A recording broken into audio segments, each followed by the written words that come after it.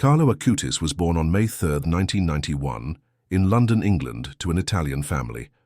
When he was just a few months old, his family moved back to Milan, Italy, where he grew up surrounded by faith, love, and compassion. From a very young age, Carlo had a special sensitivity toward those who were less fortunate, the poor, the lonely, and the abandoned. He always noticed the homeless on the streets, the elderly left alone in nursing homes, and even classmates who were bullied or left out by others. What made Carlo truly remarkable was that, although he lived in an era of booming technology, he was never drawn into the trivial distractions or meaningless habits that captured the attention of many kids his age. Instead, he used technology as a way to serve God and his community. Carlo had a profound love for the Eucharist. He called it the highway to heaven. He attended daily Mass, prayed the Rosary, and spent time in Eucharistic adoration, even with a busy schedule filled with school and sports. At just 11 years old, Carlo began working on an extraordinary project, collecting and designing a website that showcased over 130 Eucharistic miracles from around the world, a beautiful, heartfelt work that the Church still uses to this day. Carlo's kindness extended far beyond his relationship with God. He showed great love and charity toward those around him. He quietly helped the homeless and poor immigrants. He defended classmates who were bullied or mistreated at school. He often visited and cared for the elderly in nursing homes. He assisted priests by designing websites, teaching them how to use computers, and creating videos about faith. Carlo once said something that still touches hearts deeply. Everyone is born as an original, but many die as photocopies. He believed that every person was created uniquely and could become a saint in their own way, no matter what job they had or where they lived, as long as they lived with true love and faith. His illness and holy passing. In 2006, at just 15 years old, Carlo was suddenly diagnosed with acute leukemia. He offered all his pain to God, praying for the Church, for the Pope, and for young people like himself. Even as his illness worsened, Carlo never stopped smiling, praying, and offering words of encouragement to those who came to see him. Carlo passed away on October 12, 2006, at the hospital in Monza, Italy, leaving Helping the Homeless and the Poor, Stories of Carlo Acutis, Story 1. The old man named Giuseppe, near Carlo's house, in a little square by the church, there was an old homeless man named Giuseppe. He suffered from severe arthritis and could barely walk. Every time Carlo went to church for Mass, he would stop by Giuseppe's usual spot. Quietly, with a warm smile, Carlo would hand him a loaf of bread, some fruit, and a bottle of cold water. Winter was especially harsh in Milan. One day, Carlo asked his mother to buy a thick blanket and a warm jacket for Giuseppe. Without saying much, he carefully wrapped the old man in the blanket and made sure he was as comfortable as possible. The most touching part: no one in the neighborhood even knew Carlo had been doing this, not even his family. It wasn't until Giuseppe passed away, about 2 years later, that Carlo's mother found out. The local parish priest told her, "Your son, he took care of Giuseppe like a son would care for his father." Have you ever known someone like Giuseppe, or have you ever quietly helped someone without expecting anything back? Story 2. The man named Mario. In the neighborhood near Porta Venezia, there was a man named Mario. He was unemployed, struggling with alcohol, and spent his days wandering the streets begging for food. Most people avoided him, crossing the street or pretending not to see. But Carlo did the opposite. He would sit down next to Mario, strike up conversations, and listen, really listen, to his stories, his regrets, his memories. Carlo always made sure to bring him a hot meal, personally handing it to him so Mario would never feel pitied, only respected. On special holidays like Christmas and Easter, Carlo would remind his mother, "Mama, let's prepare an extra plate. I want to bring it to Mario." If you met Mario, would you stop to talk with him, or would you walk away like so many others did? Story 3. A summer afternoon with Lucia 1. Hot summer afternoon, while walking home, Carlo noticed a homeless woman named Lucia sitting on a bench, pale and exhausted from the heat. She was suffering from heat stroke. Carlo quickly ran to the nearest store, bought a bottle of cold water and a sandwich, and rushed back to her side. He sat beside her, offering her the water and gently encouraging her to eat. Afterwards, knowing she couldn't stay out in the heat, Carlo asked his mother to help. Together, they contacted a nearby shelter to find her a safe place to stay for the night. Imagine yourself in that moment. Would you have stopped for Lucia, or would you have hurried by thinking you were too busy? Story 4. The Mother and Child, Angela and her baby. Another time, Carlo met a woman named Angela, an immigrant from Nigeria. She was walking the streets carrying her baby in her arms. Angela had recently lost her job and had nowhere to stay. Carlo, seeing the defending friends who are bullied, Carlo Acutis' acts of kindness. Story 1. Helping Marco, the boy who stuttered. Carlo's heart was always open to those who struggled, especially when he saw others being cruel. One of his classmates, Marco, had a speech impediment and was often teased by the other students for his stutter. When Carlo witnessed this, he couldn't stand by and do nothing. One day, when a group of kids was mocking Marco, Carlo stood up and firmly said, "If you keep this up, I will leave this group." The other kids were taken aback by his words, and from that moment, Marco no longer had to face ridicule alone. Slowly but surely, Marco became more confident, and he later thanked Carlo for showing him what true friendship looked like. Carlo had given Marco something priceless, the courage to stand tall and the assurance that he mattered. What would you have done if you were in Carlo's shoes?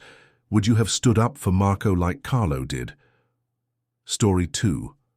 Luca and the soccer game. In a school soccer game, a smaller, weaker boy named Luca was pushed to the ground by older boys who didn't want him to play. Carlo immediately noticed what was happening. He rushed over to help Luca up, then gently but firmly took his place on the field. "Everyone here is our friend," Carlo said to the group, "and everyone has the right to play." Carlo wasn't just standing up for Luca. He was making a powerful statement that everyone deserved respect and kindness, no matter their size or strength. His simple but profound act of inclusion changed the way his classmates saw Luca, and Luca was able to enjoy the game without feeling excluded or inferior.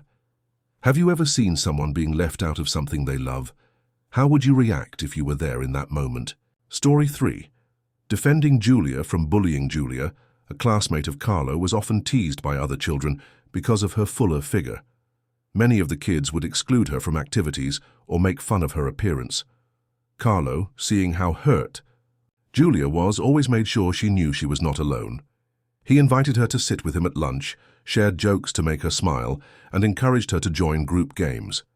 One day, when some classmates made unkind comments about her looks, Carlo immediately stepped in and said, "We don't need to be beautiful on the outside. We need to be beautiful in our hearts." This made Julia feel seen and valued, not for how she looked, but for who she was inside. Carlo showed everyone that true beauty comes from kindness, not from appearance. How do you think Julia felt in that moment? Have you ever been in a situation where someone was teased? How did you respond? Story 4. Filippo, the new kid. Filippo was a shy new student who had just transferred to Carlo's school.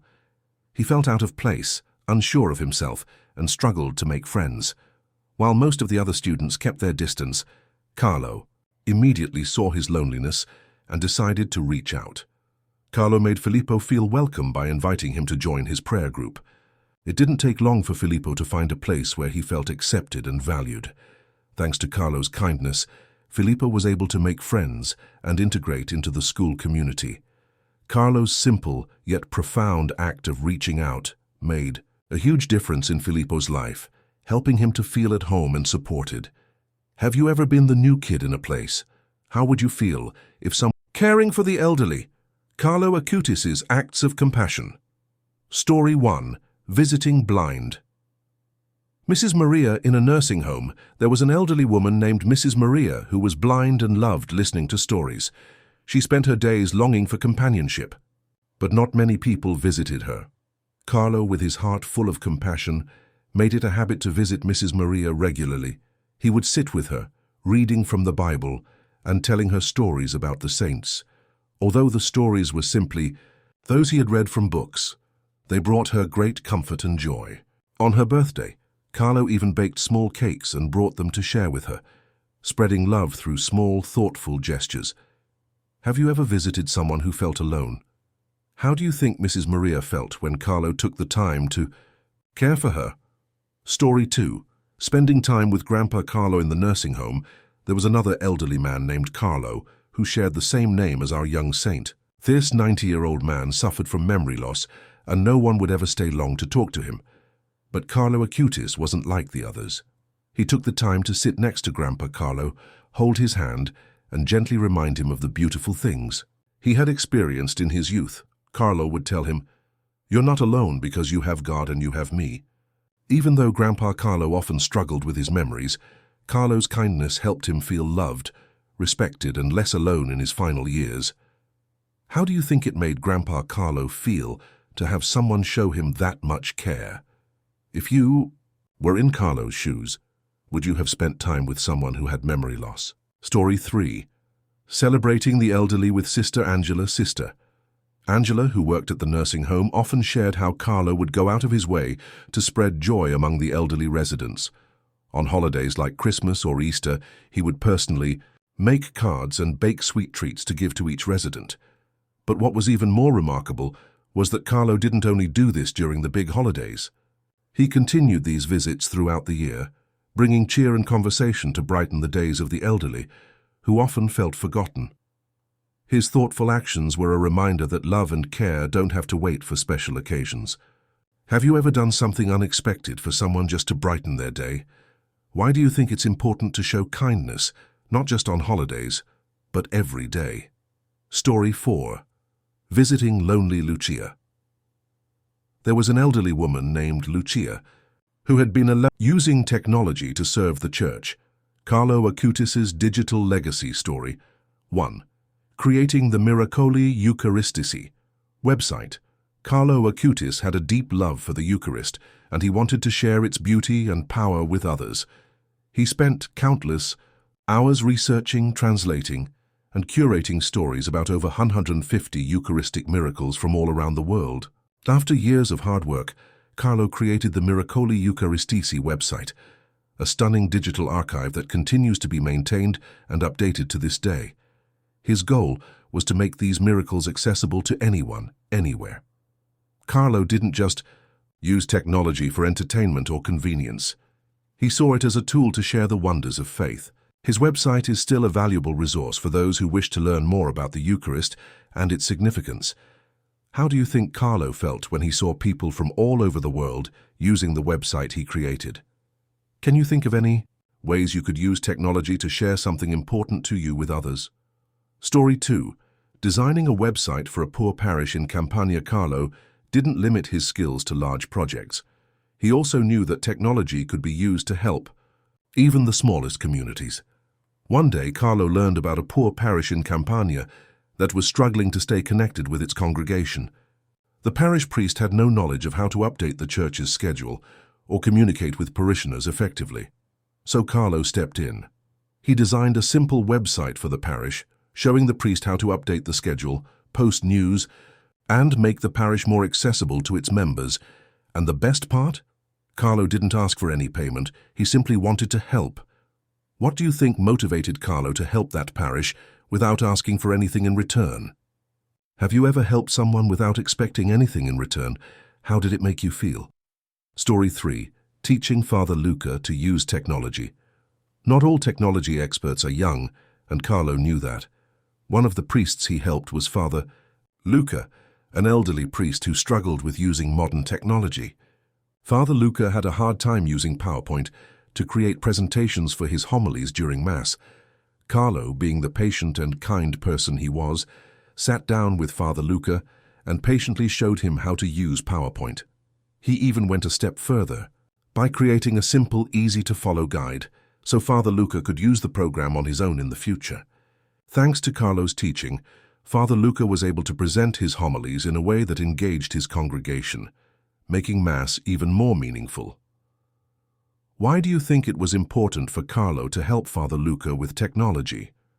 Can you think of someone in your life who could use a little help learning something new? How could you help them? Story 4. Sharing faith. Through videos, Carlo knew that young people, including his friends, were more likely to engage with something that was visual and dynamic. So he took it upon himself, praying silently for others. Carlo Acutis' prayerful compassion story. 1. Praying for those in need. Carlo Acutis had a small notebook where he wrote down the names of people he met who were going through difficult times. Whether it was a homeless person, a classmate battling illness, or an elderly resident at a nursing home, Carlo made sure to pray for them. Each night, he would pray the rosary, remembering the names on his list, offering up his prayers for their healing, peace, and comfort. His prayers were never loud or public. They were quiet, private acts of love, but they were deeply meaningful, showing Carlo's unwavering concern for others. Can you think of a time when you silently prayed for someone? How do you think it felt for those people to know someone cared for them in such a personal, quiet way? Story 2. Praying for Matteo. One of Carlo's classmates, Matteo, fell seriously ill. The entire class was worried, but Carlo took it upon himself to do something more. For 2 weeks, Carlo went to church every day and offered the Mass for Matteo's recovery. He didn't tell anyone about it, and when Matteo recovered, it was only then that Carlo's classmates learned about the daily prayers Carlo had said on his behalf. Why do you think Carlo kept his prayers for Matteo private? What do you think it means to pray for someone without expecting anything in return? Story 3. Praying for Mrs. Gianna. When a family friend of Carlo's mother, Mrs. Gianna, lost her husband, Carlo noticed her sadness and decided to take action. He privately offered a 9-day prayer novena for her, asking God to comfort and console her during this difficult time. His mother only discovered this when she found the prayer cards Carlo had kept for Mrs. Gianna.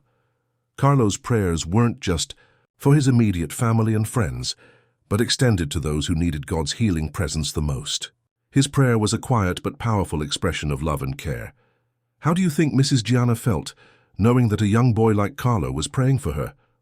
Why do you So together we've walked through the small yet meaningful stories of Carlo Acutis, an ordinary boy, yet with a heart filled with an extraordinary faith and boundless love for God and others. Carlo taught us that doing good doesn't have to be about grand actions, but about doing small things with sincere love. He didn't just use his talents to pursue personal dreams. He used them to serve, to share his faith, and to spread love to those around him. The good deeds Carlo performed, whether it was helping the homeless, standing up for bullied friends, or using technology to serve the church, all shared one thing: humility, quietness, and love. There was no showiness, no desire for fame. Carlo simply hoped that each person would recognize God's love through these small actions in everyday life. So what about you?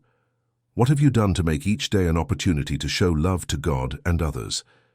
Could the small acts you perform become miracles in someone's life? I hope that you find inspiration in Carlo's story to change the way you live. Carlo Acutis, a saint of the digital age, a companion from whom we can learn, whether in this world or the next. Thank you for listening to today's podcast. If you found these stories meaningful, don't hesitate to share them with those you love. And don't forget, the small acts we do each day can change an entire world. I look forward to seeing you in the next episodes. May you always live with love, faith, and charity, just like Carlo Acutis. Thank you and goodbye for now.